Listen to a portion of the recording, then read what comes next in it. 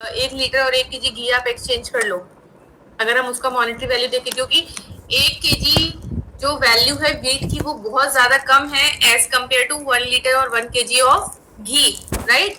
Because ये substance क्या है, महंगा है। सबसे बड़ी प्रॉब्लम ये आई। इसके बाद क्या प्रॉब्लम आई कि अगर इस पर्सन को, इसके पास जो वीट है, इसको सपोज और इस पर्सन के पास घी था पर इसको घी नहीं चाहिए, इसके अलावा इसको कुछ और चीजें चाहिए, तो अब इसको उस पर्सन को ढूंढना है जिसकी इसको नीड है। तो उसकी डिफिकल्टी आई कि इसको बहुत दूर दूर तक उस पर्सन को ढूंढने के लिए जाना पड़ता था जिस जिस भी चीजों की इन लोगों को नीड है। सो ये डिफिकल्टी आई। देन और क्या डिफिकल्टी आई बार्टर सिस्टम से, बताइए।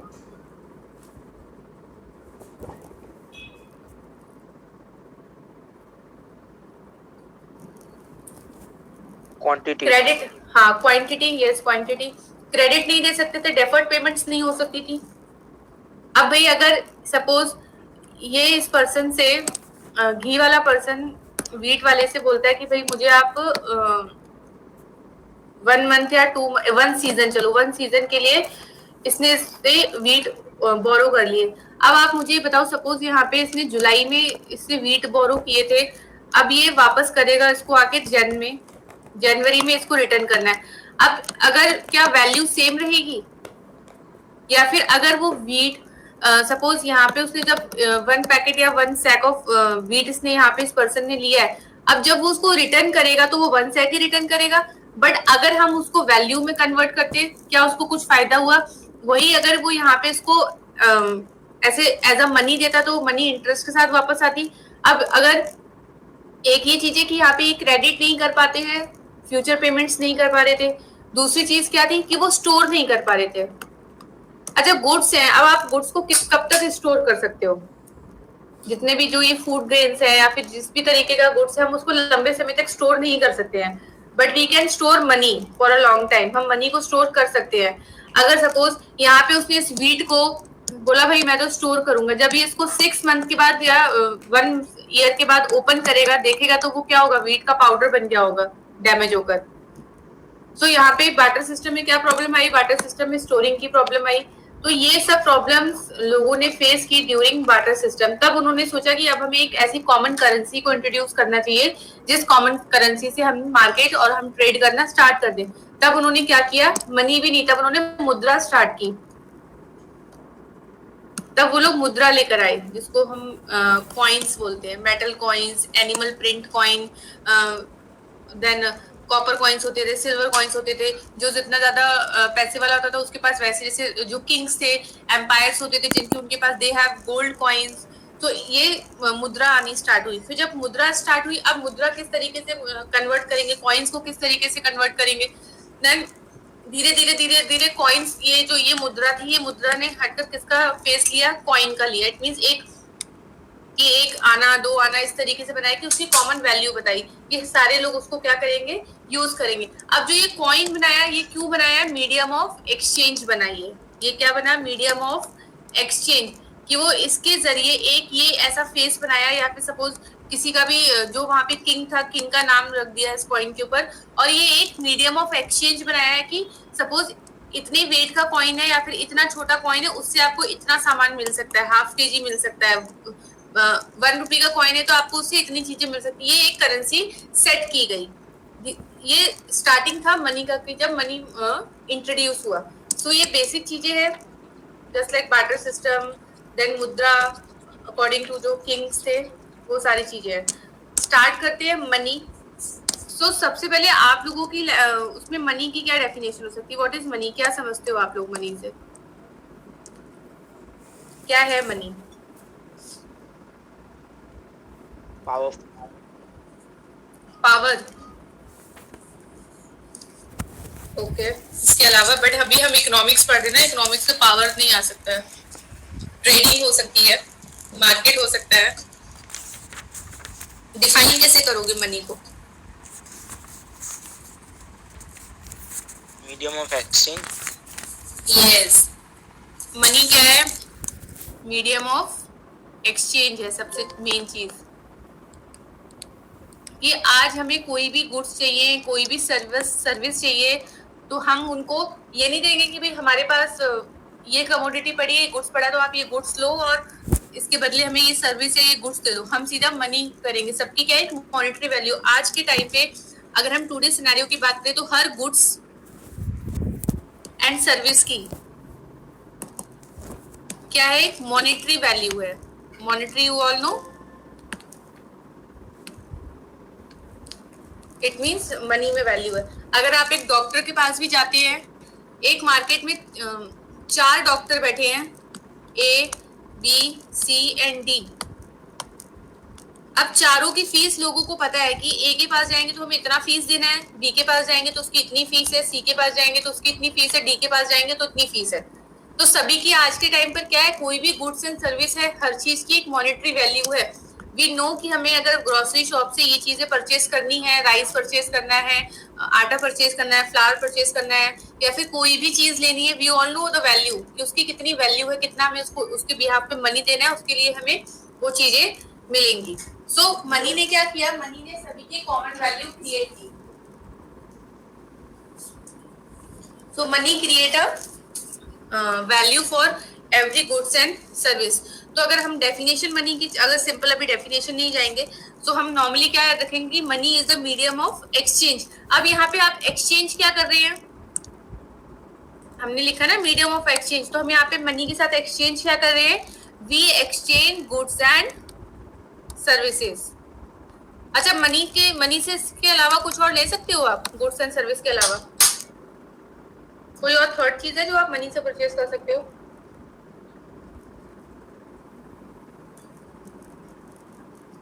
यस और no?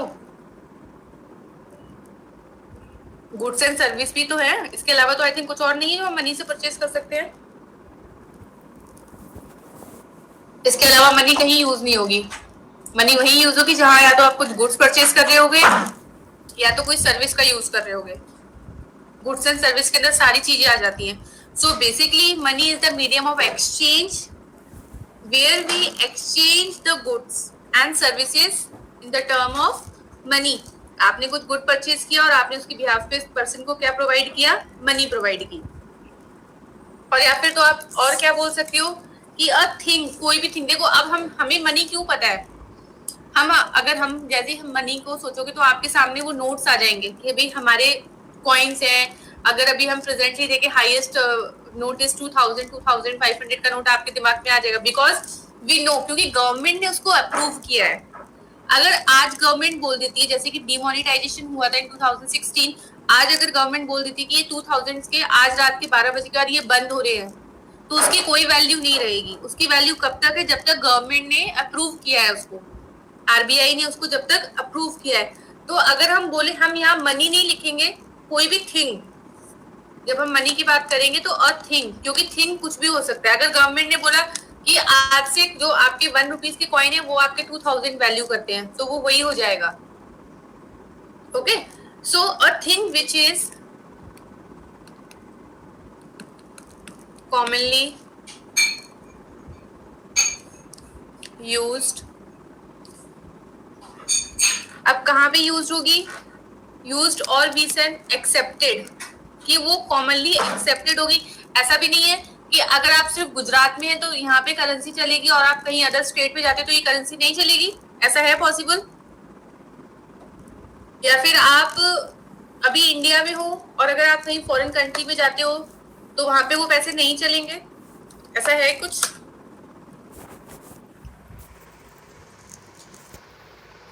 No ma'am. They are accepted all over the world ना।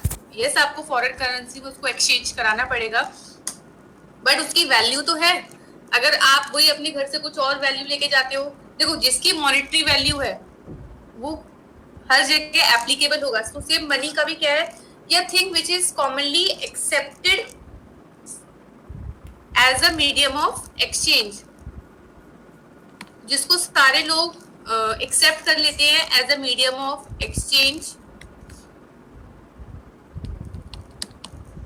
Is known as money.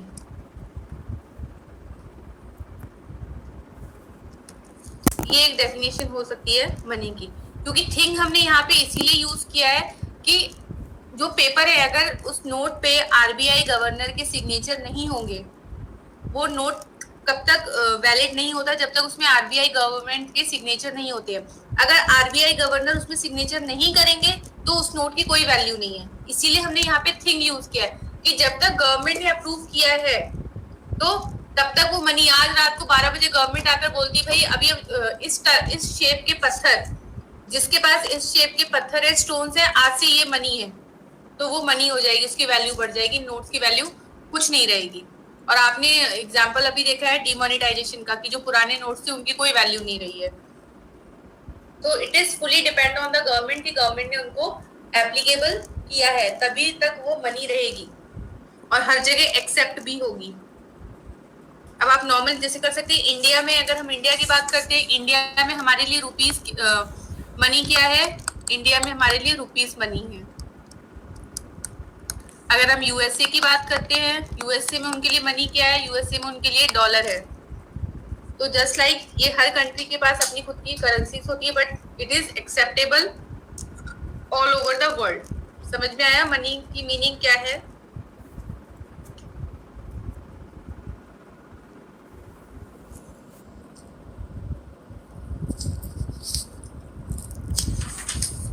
तो नाउ थोड़ा सा बार्टर सिस्टम पढ़ लेते हैं क्या क्या। एक और चैप्टर है इसके बाद जो इनकम एंड डिटर्मिनेशन, उसमें न्यूमेरिकल है, इसमें न्यूमेरिकल नहीं है। ग्राफ भी नहीं है ना कुछ? नहीं, नो ग्राफ, नो ग्राफ तो आपके 11th से ही खत्म हो गए थे। हाँ बेटर मैम, अभी आप मैक्रो ही मतलब ले लेना है, इसके बाद भी नेक्स्ट चैप्टर आईडी मतलब बाद में ले लेना। Okay okay. मैक्सिमम अभी आपका जितना भी ग्राफ वर्क था वो 11th माइक्रो में ही था। इसमें तो कमी है, इसमें आई थिंक इनकम डिटरमिनेशन में थोड़ा बहुत है, इनकम एंड डिटरमिनेशन में ही है बस। आगे फ्यूचर में आएगा फिर क्या आएगा? मतलब ये ग्राफ का जो 11th में था वो ही कौन? नहीं बोर्ड में नहीं आएगा, नहीं बोर्ड में नहीं आएगा, बट अगर फ्यूचर में, हाँ आगे अगर आप ऑफ कोर्स बेटा कॉमर्स के सब्जेक्ट घूम घूम के ये आते हैं, जैसे कि अगर जब आप ग्रेजुएशन करोगे, मास्टर करोगे, तो आपको इकोनॉमिक्स पढ़ना ही है, तो फिर वो वापस से इट मींस वो बेसिस पे नहीं आएगा, पर उससे थोड़ा और डिटेल में, जैसे सपोज अभी आपका एक चैप्टर था that is your Indian economy में है, तो उसके ऊपर पूरा एक बुक बन जाएगा आपका, ऐसा है। बट ये तो आपको पढ़ने, ये आपका पीछा नहीं छोड़ेंगे। बट ये कि वैसे ग्राफ नहीं आएंगे, वो बहुत 11th वाला जो है बहुत बेसिक है, तो वो इतना कुछ कॉलेज में नहीं आएगा, वो उसका हायर लेवल ही आएगा। अच्छा है कॉमर्स सब्जेक्ट, बट इंटरेस्टिंग है। इसका बाहर भी अगर आप फॉरेन कॉलेजेस में भी एडमिशन लेते हैं, यूनिवर्सिटी में काफी स्कोप है, क्योंकि इंडिया में ही है ना ये स्ट्रीम सिस्टम जो अभी बंद हो गया है। नेक्स्ट ईयर से जो भी स्टूडेंट्स आएंगे, अभी स्ट्रीम नहीं रहेगी, तो बाहर फॉरेन में भी कहाँ ये स्ट्रीम है, ह्यूमैनिटी देन योर कॉमर्स और ये सब मिक्स है, तो you can choose any subject. Management के काफी स्कोप्स हैं। बट इंडिया में सैलरी नहीं है, तो इंडिया में सैलरी लेकर करना भी क्या, अगर आपको बाहर एडमिशन मिल जाता है तो परस्यू करो वहीं पर। मैम बट वो एक्सपेंसिव रहता है। एक्सपेंसिव है बट यू कैन टेक ना, स्कॉलरशिप वगैरह मिल जाता है बेटा। अगर बहुत सारे ऑप्शंस है, देखो क्या नाम है इसका, जहाँ जिस यूनिवर्सिटी में आपको एडमिशन लेना है वहाँ से आप स्कॉलरशिप आपको मिल जाता है, अगर आपने परसेंटेज वगैरह सही लिया है, एंट्रेंस आपका अच्छा है। देन अगर ऐसा नहीं है, स्कॉलरशिप भी नहीं मिल रही है, तो आपको जो उनकी ट्यूशन फीस होती है, दैट इज उनकी जो फीस है, उस पर आपको लोन मिल सकता है। वो लोन भी ऐसा मिलता है कि जब आपकी जॉब लगेगी तब तक आपको उसको भरना नहीं है, तो कोई प्रेशर नहीं होता। You can take educational loan, बहुत सारे हैं, कोई भी कैश पे नहीं करता है फीस जाके, क्योंकि उनकी फीस ऑफ कोर्स आपको 22 लाख समथिंग तो पड़ेगी। तो बट वहाँ पे अगर फीस उनकी उतनी है तो you can do part time works, वहाँ पे पार्ट टाइम वर्क स्टूडेंट्स के लिए बहुत सारे रहते हैं, तो you can collect your money, जो भी आपको वहाँ पे करना है तो आप उससे निकाल ले हुए। स्टूडेंट्स को वहाँ किया जाता है। यस बेटा। 12th के बाद जाना चाहिए या फिर ग्रेजुएशन के बाद अगर जाना हो तो किसी को? अगर जाना है, आई थिंक मुझे लगता है ग्रेजुएशन के बाद ज़्यादा बेटर है जाना, मास्टर्स करके आ जाओ। क्योंकि देखो एक्सपेंस की बात है सीधा, अगर आपको लगता है अफोर्ड कर सकते हो तो आप 12th के बाद, क्योंकि 12th के बाद क्या, जब हम 12th के बेसिस पे जाते हैं तो हम इतना ज़्यादा वहाँ पे पार्ट टाइम वर्क नहीं कर सकते हैं। अगर आपको लगता है कि मैं जाऊंगा और मैं अपना खुद का एक्सपेंस करना चाहता हूँ, सपोज जैसे आपका वहाँ पे लिविंग कॉस्ट है, लिविंग कॉस्ट सपोज आपकी 9 लाख है वहाँ पे पर ईयर की, किसी भी हम कंट्री की बात करें, वहाँ पे आपकी 9 लाख लिविंग कॉस्ट आती है। और अगर आप वहाँ पे पार्ट टाइम करते हो तो पार्ट टाइम में आप एटलीस्ट मुझे लगता है 12 to 13 lakh per year earn कर सकते हो। तो अगर आप इस मकसद से जाओगे कि अगर मैं वहाँ पे अपना कॉस्ट भी निकाल दूँ, तो 12th के बाद आपको इतनी प्रॉपर जॉब नहीं मिलेंगी, क्योंकि 12th के बाद या तो फिर जैसे जो देखो इंडिया में क्या है, इंडिया में हर चीज है कि अगर आप कहीं छोटा मोटा काम कर रहे हो तो काम को बहुत डिफाइन किया है, ये छोटा काम है, ये बड़ा काम है, ये इसके लिए नहीं है, उसके लिए नहीं। फॉरेन में ऐसा नहीं, फॉरेन में सब लोग सारे काम करते, कोई छोटे बड़े काम नहीं। तो अगर 12th के बाद आप जाते हो तो जस्ट लाइक पार्ट टाइम आपको कैसा मिलेगा, सेल्स का मिल सकता है, रेस्टोरेंट्स में मिल सकता है, कभी पेट्रोल पंप पे मिल सकता है। उनके पार्ट टाइम वीकली आवर्स होते हैं, आई थिंक 1 वीक में 20 आवर्स से ज्यादा आप काम नहीं कर सकते हो।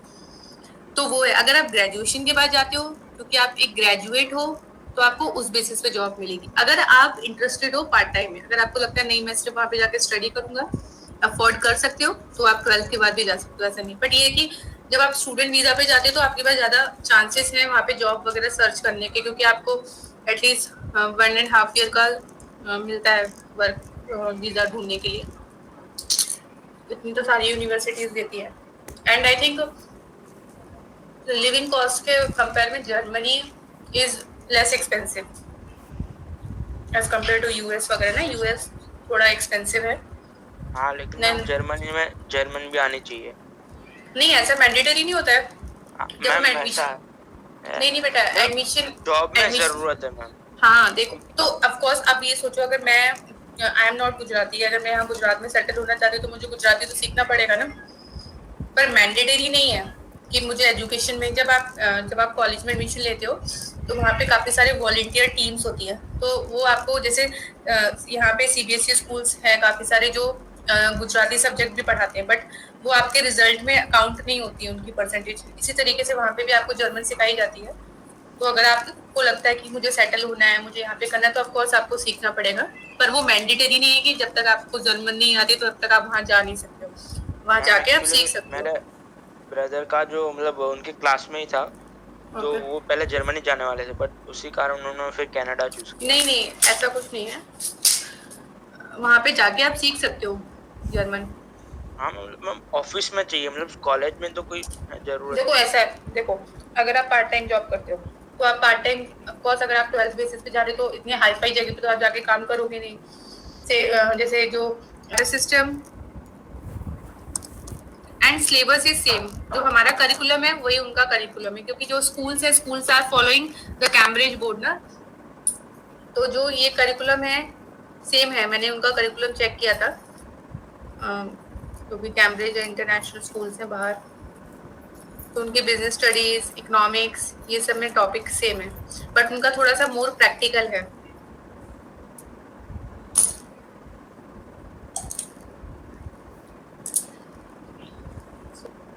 सो बार्टर सिस्टम क्या है? Barter system of exchange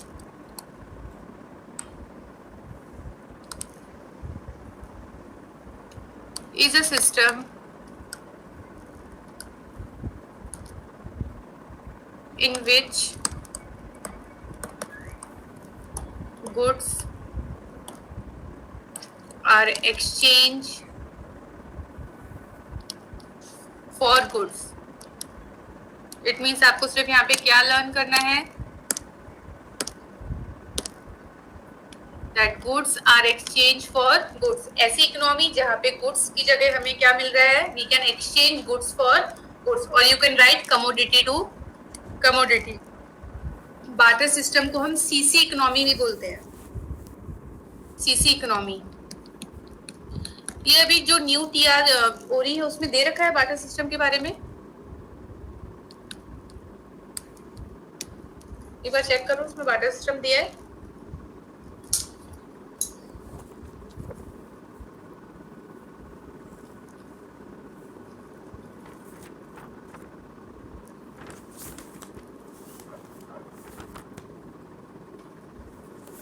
yes ma'am, लेकिन बहुत छोटे में दिया है। शॉर्ट दे रखा है, एंड इसके डीमेरिट्स ड्रॉबैक्स दे रखे हैं। Yes ma'am. ओके, बहुत शॉर्ट दिया है ना? हाँ मतलब मैम दिया है, लेकिन 4-5 लाइन। ओके, एक दो है जो बड़े में दिया है बस। मतलब उतना ही आपको 4 ड्रॉबैक्स दे रखे होंगे। Yes ma'am. ओके ठीक है। So meaning of barter system ये barter system of exchange is system in which commodity are exchange for commodity. इसका जो अनदर अल्टरनेटिव नेम है दैट इज सीसी इकोनॉमी, याद रखेंगे। CC stand for commodity to commodity, ठीक है। अभी अब हमने इस इकोनॉमी पढ़ा क्योंकि यहाँ पे मनी का नामो निशान भी नहीं था किसी के पास। हम यहाँ पे जो एक्सचेंज हो रहा था वो एक्सचेंज कैसे हो रहा था, जिस पर्सन के पास सपोज राइस है उसको एक्सचेंज करना है वीट से या फिर कमोडिटी टू कमोडिटी। सिंपल याद रखेंगे कि एक पर्सन के पास जिसके पास जो भी थिंग है, जो भी चीज है, जो कमोडिटी है, वो उसको एक्सचेंज करेगा किसी और पर्सन के साथ जिसकी उसको नीड है। अब नीड है वो ढूंढना एक बहुत बड़ा टास्क होता था उस टाइम पर कि आपको वो पर्सन मिले जो चीजों की आपको जरूरत है। तो अब इसमें क्या प्रॉब्लम्स आने लगी, क्योंकि यहाँ पे मनी का कोई नीड नहीं था, ये चीजें इस तरीके से हो रही थी, तो ड्रॉबैक्स पढ़ने जरूरी है। और जो ड्रॉबैक्स है बार्टर सिस्टम के वो आपके मनी के फंक्शन है। तो आपको ये अच्छे से याद हो जाएगा, या तो मनी का फंक्शन याद रखो और या तो बार्टर सिस्टम के ड्रॉबैक्स। इन दोनों से ही जो मनी का पूरा इंटर रिलेटेड है, क्योंकि जो कमियां हैं वो सारी कमियां मनी ने आके दूर की थी। सो अगर we are talking about drawbacks, drawback में जो फर्स्ट ड्रॉबैक है that is your double coincidence of want.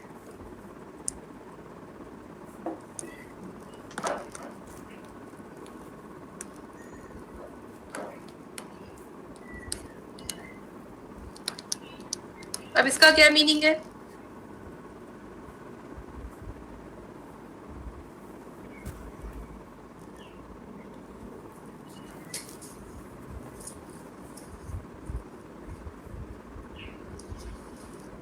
What is the meaning of double coincidence of want?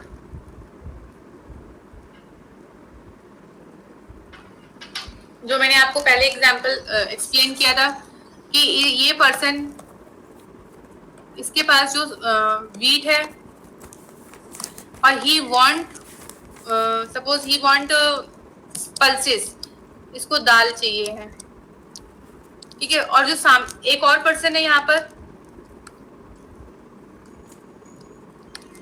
इसके पास राइस है, अब इसको भी मेनली मे बी ये चाहिए या फिर इसको वीट चाहिए। अब ये आपस में किस तरीके से एक्सचेंज करेंगे, अब यहाँ पे प्रॉब्लम आ जाएगी, क्योंकि यहाँ जो उसके पास जो पर्सन है उसके पास वो चीज नहीं है जो फर्स्ट पर्सन को चाहिए है। जो ए को चाहिए वो बी के पास नहीं है, सी के पास है, जो बी को चाहिए ए के पास है, बट ए किसी और को देना चाहता है। तो ये जो प्रॉब्लम है, क्योंकि यहाँ पे मनी नहीं थी। अगर यहाँ पे सबके पास मनी होता they can purchase with the money. So जो ये डबल कोइंसिडेंस ऑफ वांट है, इसका मतलब क्या है कि एक ही पॉइंट ऑफ टाइम पे दो इंडिविजुअल है जो सेम गुड्स को एक्सचेंज करना चाहते हैं। They are willing to exchange that goods to their satisfaction of their want. अपनी वांट्स को सेटिस्फाई करने के लिए अब वो इसको करना चाहते हैं, इसकी भी वांट सेटिस्फाई हो और इसकी भी वांट सेटिस्फाई हो। अभी इट इज पॉसिबल। तो ये चीजें बार्टर सिस्टम में बहुत प्रॉब्लम कर रही थी। That is your double coincidence of want की एक ही टाइम पे दो लोगों को सेम चीजें एक्सचेंज करनी है। और वो वहां पे अब क्या है ये बताओ किस तरीके से करेंगे। वीट है, इसके पास राइस है, पल्सेस है, कि भाई चलो आधा वीट यहाँ दे देते हैं और आधा पल्सेस को राइस वाले को दे देते हैं। अब बताओ ये आपस में किस तरीके से एक्सचेंज करेंगे। ये भी यही करेंगे कि आधा वीट इसको दे देते हैं, ये आधा राइस, इस तरीके। मतलब ये तो हम अज्यूम कर रहे हैं अपने दिमाग से, बट उस टाइम पे ये चीजें बहुत कॉम्प्लेक्स कर रही थी कि ये किस तरीके से हम इसको सॉल्व करेंगे। सो जब मनी इंट्रोड्यूस हुई, मनी ने इस प्रॉब्लम को क्या कर दिया, मनी ने इस प्रॉब्लम को वैनिश कर दिया, क्योंकि सभी के पास पैसा था। सब लोगों ने अपनी चॉइस के अकॉर्डिंग जो उनको परचेज करना है वो उसको मनी के साथ एक्सचेंज कर सकते थे। So first problem is double coincidence of want. समझ में आया डबल कोइंसिडेंस ऑफ वांट क्या है?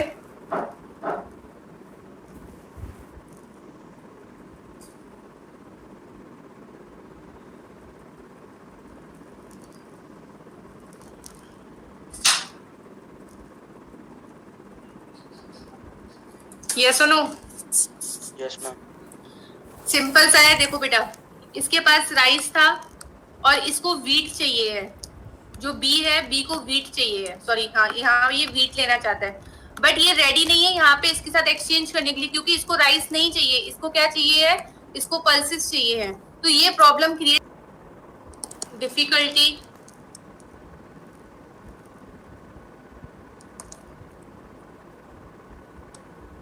Of future payment.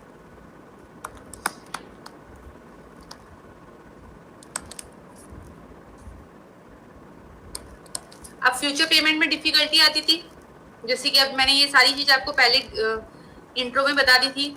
अब उनको कोई भी पेमेंट, पार्ट पेमेंट करनी है, कॉन्ट्रेक्चुअल पेमेंट करनी है, पर बार्टर सिस्टम में ये सब चीजें पॉसिबल नहीं थी। अगर आज आप अपने फ्रेंड से 500 रुपीज बोरो करते हो, तो आप उसको बोलोगे भाई मैं 1 वीक के बाद या 2 दिन के बाद आपको वापस करूंगा, तो आप उसको एटलीस्ट 500 तो पे बैक कर ही दोगे, क्योंकि वो आपका फ्रेंड है, वो आपसे कुछ इंटरेस्ट वगैरह नहीं ले रहा है। बट यस कि आपने उसको बोला है और आपको पता है, तो आपने वो अमाउंट उसको वापस कर दिया। अब ये बार्टर सिस्टम में आप किस तरीके से बोरो करोगे और किसके बिहाफ पे बोरो करोगे?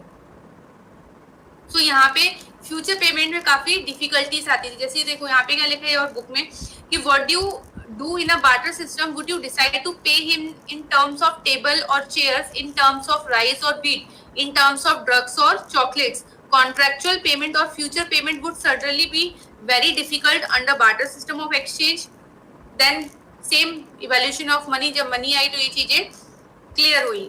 So अभी देखो these days your hire a worker and strike a contract to pay him rupees 10,000। जैसे यहाँ पे एक एग्जाम्पल दे रखा है, आपने एक वर्कर को हायर किया, एक एम्प्लॉय को हायर किया और आपने उसको बोला कि मैं आपको मंथली 10,000 पे करूंगा। क्यों? क्योंकि हमें मनी पता है, पैसे पता है। अब उस टाइम पे बार्टर सिस्टम में अगर आपने एक वर्कर को हायर किया था, तो आप उसको क्या पे करोगे, किस तरीके से? भाई लंच मिलेगा, ब्रेकफास्ट, तो चलो लंच ब्रेकफास्ट डिनर ही तो अभी रिचुअल्स बन गए हैं।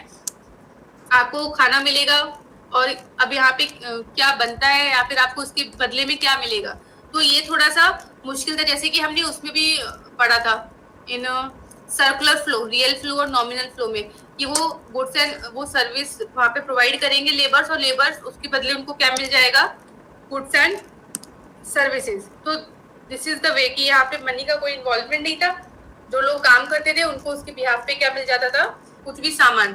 तो अब जो वो चीज देंगे दैट इज वेरी डिफिकल्ट, कि उनको जितना वो काम कर रहे हैं, सपोज वो यहाँ पे 8 आवर्स काम कर रहे हैं, तो उनको उसके कंपेयर में ये बराबर मिल रहा है कि नहीं, इक्वल मिल रहा है कि नहीं। सेम अब यहाँ पे पता है कि एक वर्कर है, उसने वो इतना काम करेगा, उसकी इतनी सैलरी है, तो मॉनिटरी में हम उसको डिफाइन कर सकते हैं, बट जब पैसा नहीं होगा तो उसको डिफाइन करना बहुत मुश्किल हो जाएगा। So difficulty in future payment. Then the fourth drawback is difficulty of storage value।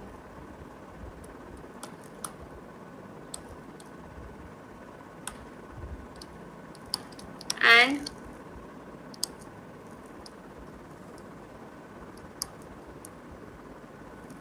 Transfer of value. आज आप अपने पास, आपको पॉकेट मनी मिली है 2000 रुपीज, आपने बोला मैं इसको कहीं भी खर्च नहीं करूंगा, आप इसको स्टोर करके रखोगे। इस मंथ में मिली है मई में, आप इसको जनवरी तक, नेक्स्ट जनवरी तक जब भी सेव करोगे तो ये आपके 2000 तो रहेंगे ही। अगर हम बैंक और कहीं कुछ इन्वेस्टमेंट पर्पज से बात नहीं करें, आप अपने पास सिर्फ कैश रख रहे हो, तो जो इसकी वैल्यू है वो इतनी ही रहेगी, 2000 ही रहेगी, राइट? क्योंकि हम मनी को सेव कर रहे हैं। बट उसी की जगह हमने यहाँ पे वीट स्टोर किया। वी कैन स्टोर वीट, हम कोई भी इडेबल या कोई भी गुड्स को स्टोर कर सकते हैं ज्यादा टाइम के लिए। अभी जैसे अगर हम अभी की बात करें, वी हैव कोल्ड स्टोरेज, हमारे पास प्रॉपर टेम्परेचर सेट है, फैसिलिटीज है, बट उनके बेटा किसी को भी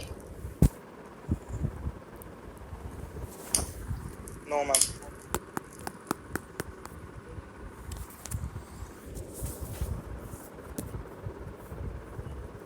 okay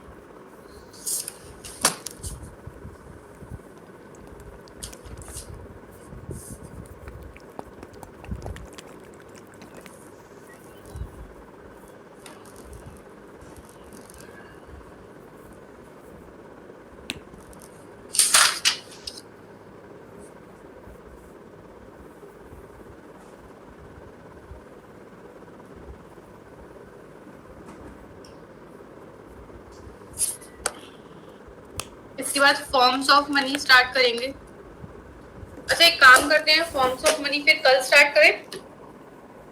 next topic. Okay ma'am. Your wish ma'am. आज ओवर करते हैं क्लास, क्योंकि ज्यादा टॉपिक हो जाएगा तो कल फिर से टाइम वेस्ट होगा। व्हाट इज आप लोग बोलो, अगर आपको पढ़ना है तो मैं कंटिन्यू करती हूँ।